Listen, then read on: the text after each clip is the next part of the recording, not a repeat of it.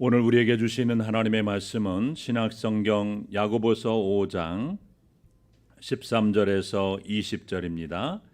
신약성경 374쪽 야고보서 5장 13절에서 20절입니다. 한 절씩 교도하겠습니다. 제가 먼저 13절을 읽습니다. 너희 중에 고난 당하는 자가 있느냐?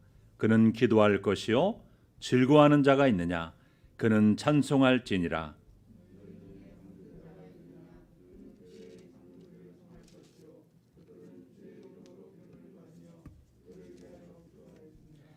믿음의 기도는 병든 자를 구원하리니 주께서 그를 일으키시리라. 혹시 죄를 범하였을지라도 사하심을 받으리라.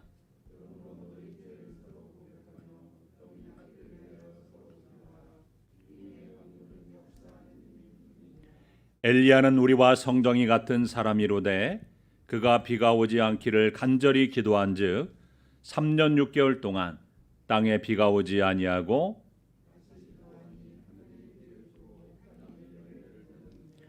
내 형제들아 너희 중에 미혹되어 진리를 떠난 자를 누가 돌아서게 하면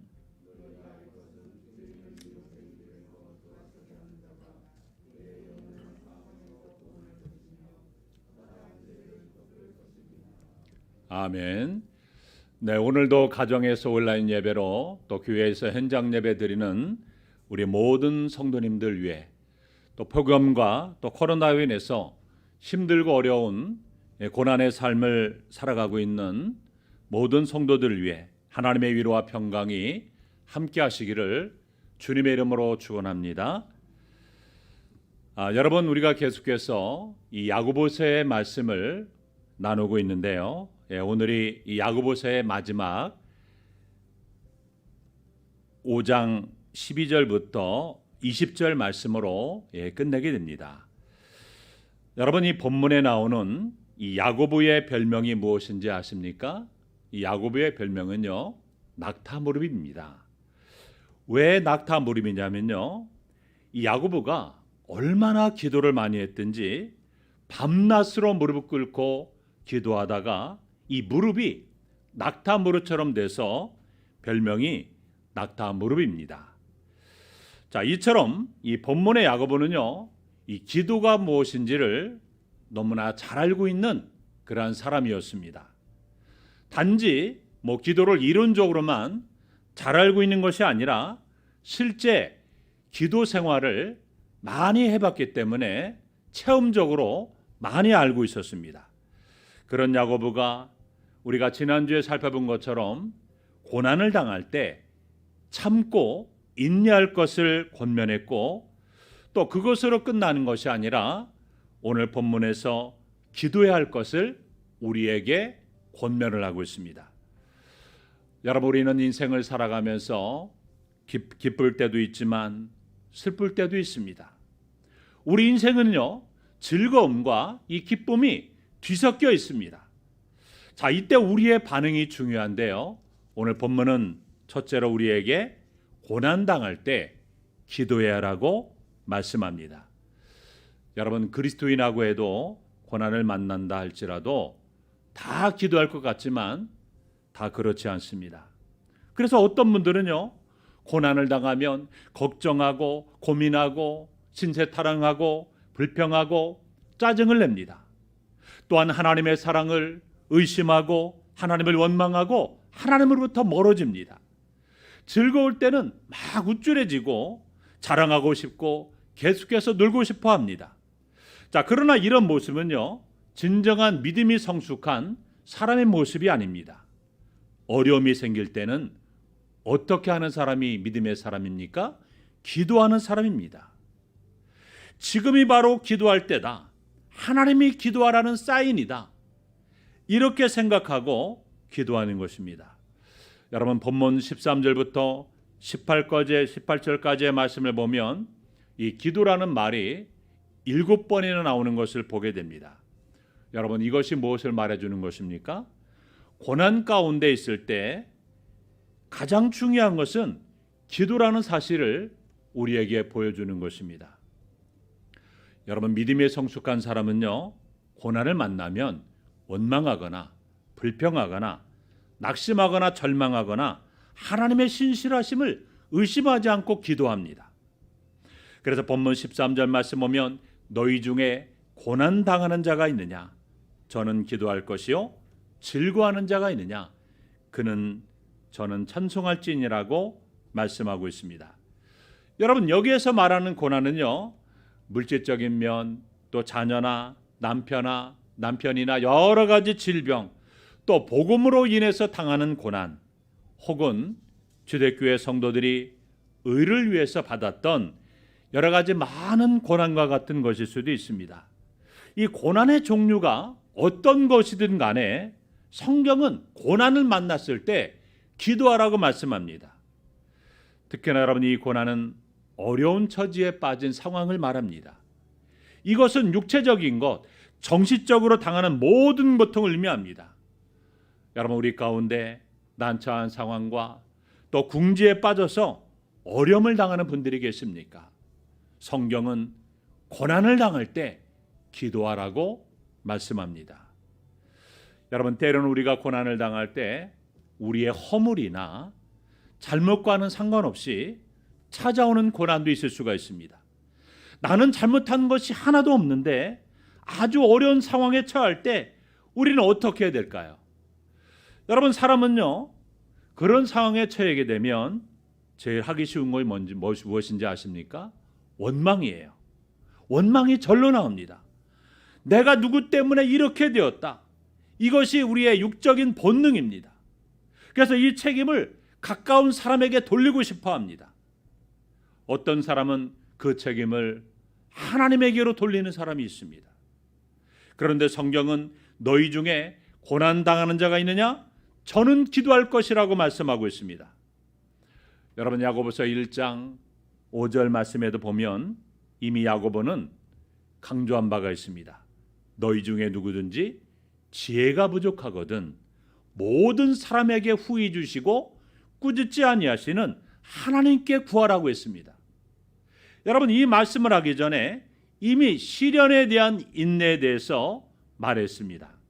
그러니까 이 시련과 관련해서 5절에서 지혜를 얻도록 기도하라고 말씀하고 있는 것입니다. 시험을 당할 때 제일 먼저 해야 될 일은 기도라는 것입니다. 자, 그러면 무엇을 어떻게 기도해야 할까요? 하나님의 지혜를 구하라는 겁니다. 그럴 때 하나님께서 주시는 놀라운 응답을 경험하게 된다는 것입니다. 야고보가 고난을 당할 때 기도하라는 이 말씀을 하는 것은요, 자신의 지식으로만 말하는 것이 아닙니다. 그는 얼마나 기도를 많이 했는지 그의 무릎이요, 완전히 낙타 무릎처럼 됐습니다. 그는 기도의 능력을 체험했습니다. 고난 가운데 기도했습니다. 그렇게 삶에서 얻은 영적인 진리를 우리에게 권면하고 있는 것입니다. 너희 중에 고난당하는 자가 있느냐? 기도하라. 여러분, 그런데 야고보는요, 이 귀중한 영적인 진리를 누구에게서 배웠을까요? 그의 육신의 형인 예수님께 배웠습니다. 여러분, 예수님께서 겟세마네 동산에 올라가서 기도하실 때 얼마나 간절하게 기도했든지 땀방울이 핏방울 같이 되었다고 했습니다. 여러분, 야고보는 항상 기도하시는 예수님의 모습을 보고 배웠습니다. 여러분, 우리는 고난을 당할 때 더욱 기도에 힘써야 됩니다. 왜냐하면 고난을 당할 때 사람은요, 시험에 빠지기가 너무나 쉽습니다. 낙심과 원망과 같은 이 죄의 유혹 가운데 빠지기가 너무나 쉽습니다. 그래서 고난을 당할 때 그 고난을 이길 힘이 우리에게 필요합니다. 여러분, 우리는 이 코로나를 통해서 1년 넘도록 지금까지 힘겹고 또 어려운 싸움을 계속해서 이어가고 있습니다. 여러분, 이럴 때 중요한 것이 무엇입니까? 이 코로나를 이길 수 있는 하나님의 은혜가 필요합니다. 힘이 필요합니다. 그것이 없으면 우리는 지쳐 쓰러지고 마는 것입니다. 우리가 인생을 살다 보면 즐거울 때도 있습니다. 기뻐할 때도 있습니다. 이런 때도 여러분, 우리가 기도해야 됩니다. 그러나 특별히 여러분, 고난을 당할 때는 더 기도해야 됩니다. 이것이 올바른 믿음의 성숙한 사람의 반응인 것입니다. 두 번째로 또 우리는 즐거울 때 찬송하라고 말씀하고 있습니다. 여러분, 우리 인생에게는 고난의 때가 있는가 하면 즐거움의 때도 있습니다. 그런데 우리는 그 순간에 결코 찬양을 잊지 말아야 됩니다. 고난 중에 기도하면 하나님은 그 고난 가운데서 나갈 길을 보여주시는데 우리는 그 고난에서 벗어난 후에 하나님께 감사드리는 것을 결코 잊지 말아야 됩니다. 고난 중에 기도해야 하는 것과 잊지 말아야 할 것은 바로 즐거움 중에 찬양을 드리는 것입니다. 그래서 우리가 기도하고 이 찬양을 드리는 삶이 우리 그리스도인의 삶에 있어서 가장 중요한 삶이라고 말할 수가 있습니다. 여러분, 본문에서 이 기도하라는 말씀은요, 계속 기도하라는 겁니다. 마찬가지로 찬양도 계속해서 찬양하라는 겁니다. 즐거울 때만 아니라 고난 중에서도 찬양할 수 있어야 됩니다. 우리가 잘 알고 있는 바울과 실라가 복음을 전하다가 옥에 갇혔습니다. 억울한 고난을 당했을 때 그들은 찬미하고 기도했습니다. 또 욥기 35장 10절에 보면 이렇게 말합니다. 나를 지으신 하나님 곧 사람으로 밤중에 노래하게 하시며, 밤중의 노래는 기적을 가져오게 되는 것입니다. 여러분, 초대교회 때 로마의 변방 도시를 다스리던 총독이 로마 황제에게 그 도시에 살고 있었던 그리스도인에 관한 보고서를 올렸습니다. 그런데 어느 고고학자가 그 보고서의 일부분이었던 두루마기를 발견했는데 거기에 보니까 이런 내용이 있었습니다. 저들은 정한 날 정한 시간에 모여 기쁨으로 예배합니다. 그러나 거기에서 그치지 않고 자신들이 믿는 신에게 늘 감사하는 마음을 품고 살기에 얼굴에 항상 기쁨이 넘칩니다. 이것이 바로 믿지 않는 자들이 본 초대교회 그리스도인들의 삶의 모습이었습니다. 여러분, 이것이 왜 믿지 않는 로마 총독에게 관심거리가 되었을까요? 그 이유는요, 당시 로마 귀족들의 삶 때문이었습니다. 당시 로마 귀족들은 어떤 삶을 살았습니까? 풍요와 쾌락 가운데 살았습니다. 식탐이 많았습니다. 그래서 파티를 하면서도요, 계속해서 음식을 먹었습니다. 잔뜩 먹은 다음에는요, 가서 토하고 다시 와서 또 먹었습니다. 삶의 부유를 이기지 못해서 온갖 타락한 쾌락에 자신을 던졌습니다. 그래서 원형 경기장을 만들어 놓고 즐겼습니다. 사람을 던져 짐승의 밥이 되게 하고 또 검투사들이 서로 시합해서 죽이게 하는 악한 쾌락까지 그들은 즐겼습니다. 여러분, 이방의 총독에게는요, 이 방탕한 때에 삶을 철저하게 절제하며 고난의 때 하나님께 기도하고 또 즐거울 때 하나님께 찬송하며 기뻐하는 그리스도의 모습이 대단히 충격적이었던 것입니다. 여러분, 이것이 바로 우리 그리스도인의 삶의 모습이어야 됩니다. 그러면 여러분들도 즐거울 때 찬양하고 고난을 당할 때도 찬양하시기를 바랍니다. 세 번째로 또 병든 자들을 위해서 기도해야 됩니다. 우리 본문 14절 말씀 보면 너희 중에 병든 자가 있느냐? 그는 교회 장로들을 청할 것이요 그들은 주의 이름으로 기름을 바르며 그를 위하여 기도할지라고 말씀하고 있습니다. 여러분, 우리가 이 땅에 살아가는 동안 우리는 질병으로 인해서 많은 고난을 당합니다. 야고보는 특별히 병든 자들에게 교회 영적인 지도자들을 정해서 기도 요청을 하라고 말하고 있습니다. 자, 그런데 많은 분들이 이 본문의 구절을 보고 오해하는 부분이 있습니다. 자, 어떤 부분이냐면요, 모든 병은 다 죄로 말미암은 것이다. 여러분, 그렇습니까? 아닙니다.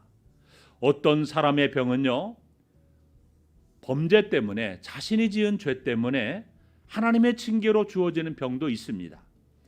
자, 그리고 또 하나님께서 우리를 연단하시려고 주시는 그런 병도 있습니다.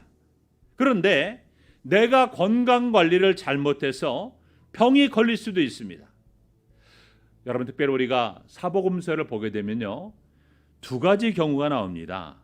죄로 인해서 생기는 병이 있고요, 죄와 상관이 없는 병이 나옵니다. 그래서 어느 날 예수님과 이 제자들이 길을 걸어가다가 날 때부터 맹인된 사람을 봅니다. 그래서 제자들이 예수님께 묻습니다. 예수님, 이 사람이 맹인으로 난 것이 누구의 죄 때문입니까? 자기의 죄 때문입니까? 아니면 그의 부모 때문입니까? 그런데 당시 유대인들은요, 모든 장애나 질병은요, 다 죄의 결과로 그렇게 보았습니다. 하지만 예수님께서 무엇이라고 말씀하셨습니까? 이 사람이나 그 부모의 죄로 인한 것이 아니라 그에게서 하나님이 하시는 일을 나타내고자 하심이라고 말씀하셨습니다.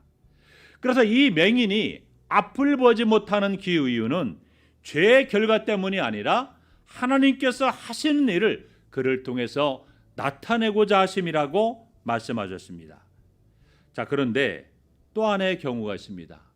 바로 죄로 인해서 생기는 병이 있습니다. 이 마태복음 9장에 보면요, 한 중풍병자가 나오는데요.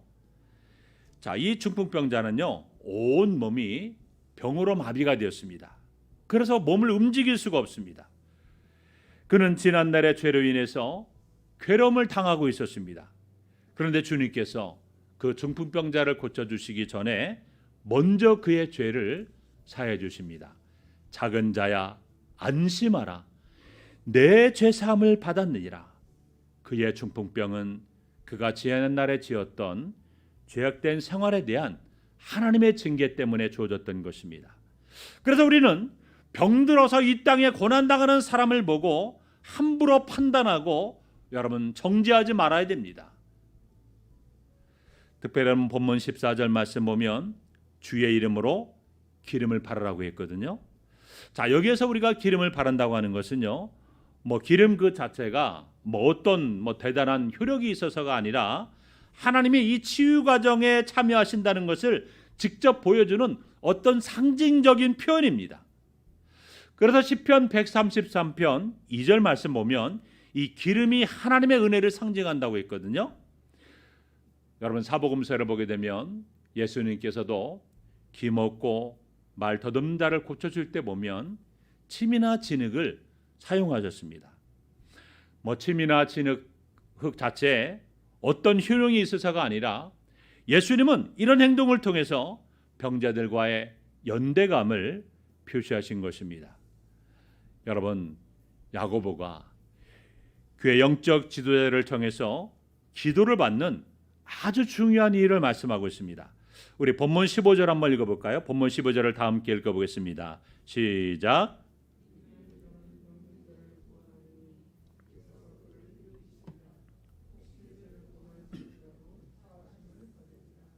자, 영적 지도자들에게 기도 요청을 하는 것과 이 믿음의 기도가 어떤 관련이 있을까요? 여러분, 여기에서 중요한 것이 나옵니다. 교회 영적인 지도자들은요, 그 기도는요, 강력하다는 겁니다. 믿음이 강하기 때문에 기도의 효과도 분명하게 나타난다는 겁니다. 또한 믿음의 기도를 통해서 그 병든 자가 질병만 치료받는 것이 아니라 지은 죄도 용서받을 수가 있게 된다는 겁니다. 그래서 야고보는 본문 16절에서 교회 영적 지도자들은 두 가지를 해야 한다고 말씀하고 있습니다. 우리 16절 말씀도 한번 다 함께 읽습니다. 16절입니다. 시작.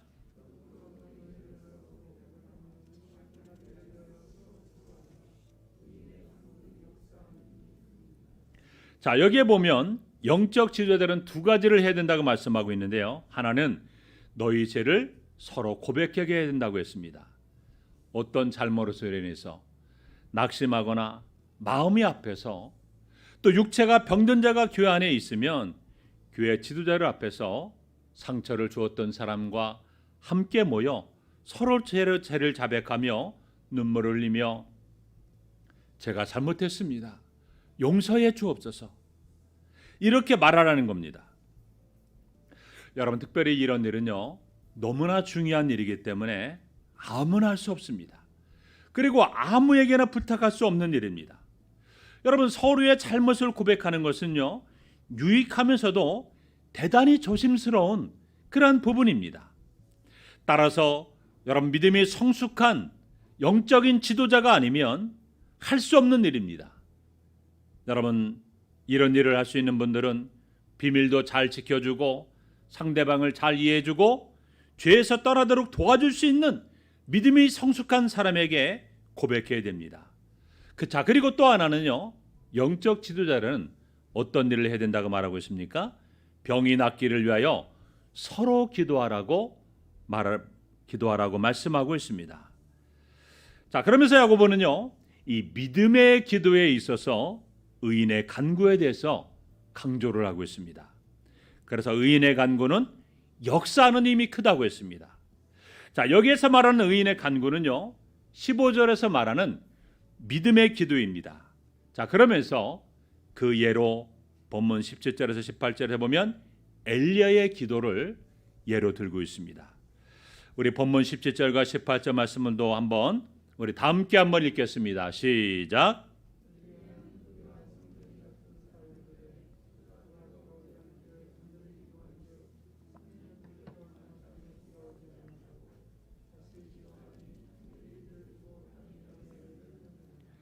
여러분, 여기에서 먼저 강조하는 것이 무엇입니까? 엘리야는 우리와 성정이 같은 사람이다. 그러니까 먼저 이 전제를 깔고 들어갑니다. 여러분, 이 말이 무슨 말입니까? 엘리야도 우리와 다를 바 없는 똑같은 사람이라는 겁니다. 그런데 이 엘리야의 기도가 응답받은 이유가 무엇입니까? 엘리야 안에 있는 어떤 특별한 능력이 있어서가 아니다. 엘리야도 다른 선지자들처럼, 그리고 우리처럼 똑같이 고난을 당했고 오래 참았다는 겁니다. 그런데 그가 어떤 기도를 드렸습니까? 비가 오지 않기를 기도했습니다. 당시 여러분, 엘리야가 사역하고 있었던 시대는요, 당시 이스라엘 왕 아합 왕이 통치하고 있었습니다. 그런데 하나님께서 보실 때 이 아합 왕은요, 심히 악한 왕이었습니다. 그래서 그 악한 시대에 하나님의 심판 중에 하나가 뭐냐면 가뭄이었습니다. 그래서 엘리야는 아합 왕에게 찾아가서 그 하나님의 뜻을 그대로 선포합니다. 열왕기상 17장 1절에 보면 내가 섬기는 이스라엘 하나님 여호와께서 살아계심을 두고 맹세하노니 내 말이 없으면 수년 동안 비도 이슬도 있지 아니하리라. 야고보는 이것이 그의 간절한 기도에 대한 하나님의 응답이라고 말합니다. 엘리야는요, 하나님이 아니라 바알과 아사레가 숭배를 받는 그 상황에서 바알과 아사레는 결코 비의 신이나 다산의 신이나 번영의 신이 아님을 폭로해 달라고 하나님 앞에 기도했던 것입니다. 그 결과가 바로 가뭄이었습니다. 3년 6개월 동안에 그 땅에 가뭄이 찾아왔던 것입니다. 뿐만 아닙니다. 비가 오기를 위하여 엘리야가 기도를 드릴 때 또 땅에 엎드려 기도했습니다. 그래서 엘리야는 기도하면서 종을 시켜서 산에 올라가 바다편을 바라보라고 했습니다. 그런데 종은요, 아무것도 보이지 않는다라고 말합니다. 그는 포기하지 않고 그렇게 7번이나 종을 보냈습니다. 7번째 종이 보면서 이 손바닥만한 구름이 떠오른다라고 알렸습니다. 엘리야는 계속해서 끝까지 하나님 앞에 간절하게 기도했습니다. 그리고 조금 후에 바람이 일더니 큰 비가 내리기 시작했던 것입니다. 아무것도 보이지 않는 상황에서 드린 믿음의 기도는 마침내 응답이 되었던 것입니다. 엘리야는 농부가 길이 참고 이른 비와 늦은 비를 기다리며 귀한 열매를 받듯이 기도하며 땅이 열매를 맺는 은혜를 누렸던 것입니다. 여러분, 우리도 엘리야처럼 믿음의 기도, 의인의 기도, 간절한 기도를 드리면 하나님의 응답을 받을 수 있다는 사실을 기억하시기 바랍니다. 마지막 네 번째로 미혹되어 진리에서 떠난 자들을 돌아오도록 우리는 도와줘야 됩니다. 우리 마지막 본문 19절과 20절을 한번 우리 다 함께 읽겠습니다. 시작.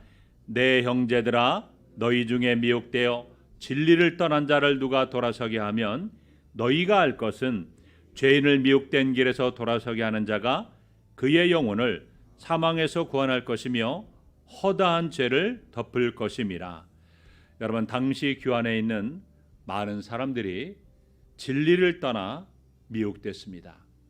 여러분, 여기에서 미혹이라는 단어는요, 헬라 원어로 보게 되면 플라나오라고 하는데요, 이것은요 속아서 길을 잃다라는 뜻입니다. 여러분, 집 밖으로 나갔는데 돌아오려면 집으로 돌아오는 길을 그대로 따라와야 됩니다. 그런데 그 길을 잃어버리면요 집으로 돌아올 수가 없습니다. 그런데 당시에 길을 잃어버린 자가 있습니다. 예수님을 믿으면서도 미혹을 받은 사람이 있었습니다. 미혹을 받게 되면 진리에서 떠나게 됩니다. 유일하고 완전한 절대적인 진리를 떠나게 됩니다. 여러분, 오늘날도 보면 신천지를 비롯한 수많은 이단들이 있습니다. 그 이단들의 미혹을 받아서 많은 그리스도인들이 여러분 진리에서 떠났습니다. 하나님을 멀리 떠났습니다. 또한 예수 그리스도를 주인으로 모시지 않고 자신이 주인되어 마음대로 자기 뜻대로 죄를 짓고 살아갑니다. 다시 말하면 복음에서 떠난 인생들입니다. 야고보는 이렇게 미혹된 사람을 죄인이라고 말했습니다. 자, 여기에서 말하는 죄인은요 예수를 믿으면서 죄를 짓는 사람을 말하는 것이 아닙니다. 예수를 믿지 않는 사람, 예수를 믿다가 낙심해서 주님을 버리고 떠난 사람, 진리에서 떠난 사람을 말하는 것입니다. 성경은 이들을 누가 돌아서게 해야 한다라고 말하고 있습니까? 우리 모두가 다 그 일을 해야 된다라고 말씀합니다. 따라서 우리는요 죄인들을 돌아서게 할 그러한 사명이 우리에게 있다는 사실을 기억해야 됩니다. 하나님과 원수되어 있는 그들을 하나님과 화해할 수 있도록 우리가 복음을 전해야 됩니다. 우리가 잘 알고 있는 누가복음 15장을 보게 되면 예수님께서 잃은 양, 잃은 드라크마, 잃은 아들, 이 세 가지 비유를 통해서 한 사람이 하나님께로 돌아오는 것이 얼마나 하나님께서 기뻐하시는 일인가를 우리에게 말씀하셨습니다. 그래서 누가복음 15장 7절 말씀에 보면 내가 너희에게 이르노니 이와 같이 죄인 한 사람이 회개하면 하늘에서는 회개할 것 없는 의인 99으로 말미암아 기뻐하는 것보다 덜이라고 하나님께서 말씀하셨습니다. 하나님께서는 우리가 한 사람을 돌아오게 할 때 천국 잔치를 베푸십니다. 그리고 우리는 그들을 그 기쁨의 잔치에 참여하게 하는 귀한 사명을 받았다는 사실을 기억해야 됩니다. 여러분, 죄인을 돌아서게 하면 어떤 결과가 있을까요? 본문 20절을 보시면 영혼을 사망에서 구원하게 한다라고 말씀합니다.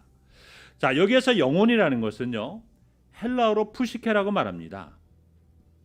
여러분, 사람의 구성 요소가 영혼과 육체잖아요.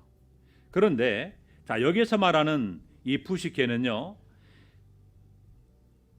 인간의 구성 요소인 영혼과 육체 중에서 영혼을 말하는 것이 아니라 이 영혼과 육체를 포괄하는 이 전체적인 인간을 말하는 것입니다.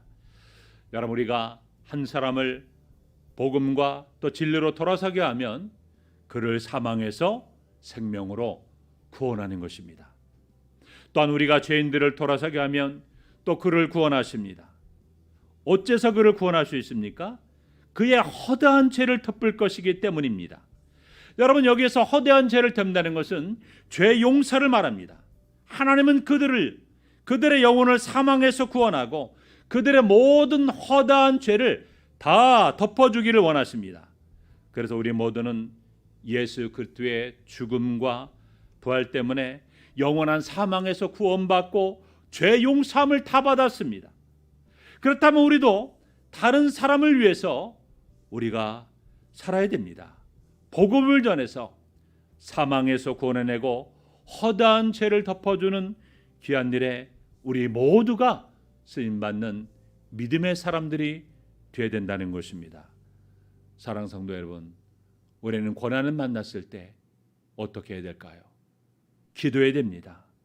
세상 사람들처럼 낙심하거나 원망하거나 불평하거나 좌절하지 말고 하나님 앞에 나아가 기도하시기 바랍니다. 또한 즐거울 때는 하나님께 감사하며 찬양하시기 바랍니다. 또 교회 안에서 영적인 지도자들인 목회자와 장로들은 병든 자들을 위해서 기도해야 됩니다. 또 다른 모든 성도들도 병든 자들을 위해서 함께 충복기도해야 됩니다. 또한 이단에 미혹되어 진리를 떠난 자들을 돌아서게 하는 귀한 사명을 받은 자로서 우리는 그들을 도와야 됩니다. 낙타 무릎이었던 야고보가 고난의 때 기도할 것을 우리에게 권면했던 것처럼 코로나 위기 시대를 살아가고 있는 우리 모두에게 기도를 통해서 이 고난을 참고 견뎌내며 끝까지 믿음으로 이겨내며 승리의 삶을 살아가는 우리 새감교회 모든 성도들이 되시기를 주님의 이름으로 축원합니다.